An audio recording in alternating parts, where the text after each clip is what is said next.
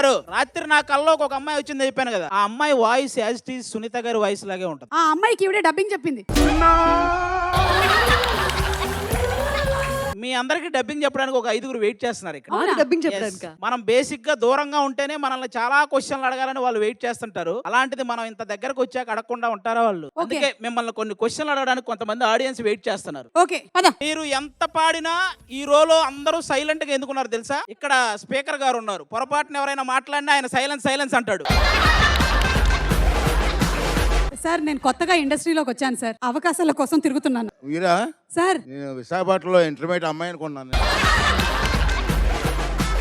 ఆవిడ ఇంటర్మీడియట్ అని పొగిడి మీరు 10th క్లాస్కి వెళ్ళిపోయారు తెలుసా? నేను హీరోగా, సుమగారు హీరోయిన్ గా ఒక సినిమా చేయాలని అనుకుంటున్నాను. ఆయన ఫేస్ ఒకసారి చూపించారు. ఒకసారి లేవండి, జస్ట్ మీ పేరు చెప్పండి చాలు. అనిల్ కుమార్. నేను చెప్తా, జయమ్మ పంచాయతీ, అనిల్ గారు ఆనవాయితీ సినిమా పేరు. అది అన్న నెల క్రితం నా గర్ల్ ఫ్రెండ్ నన్ను వదిలేసింది, నాకు ఇంకొకరిని సెట్ చేయి. నన్ను జోకర్ అనుకుంటున్నావా, బ్రోకర్ అనుకుంటున్నావా? నువ్వు అడగాల్సింది ఎవరినో తెలుసా? సుడిగాలి సుధీర్ అడుగు, కరెక్ట్ గా సెట్ చేస్తాడు. అది చూడు, సుమగారికి సుమగారికి కోడలు అవ్వాలంటే ఏం చేయాలి? నువ్వు సుమగారికి కోడలు అవ్వాలంటే first Roshan.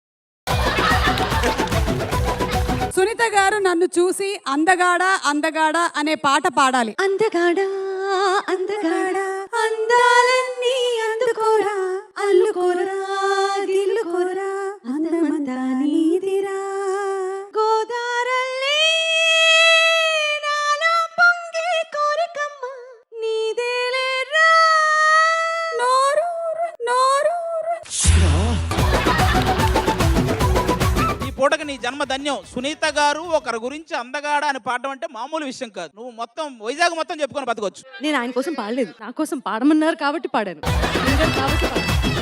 Thank you so much మీ అందరికి. అలాగే ఇంకా ఎవరైనా క్వశ్చన్లు ఉంటే మళ్ళీ వస్తాం. Thank you so much.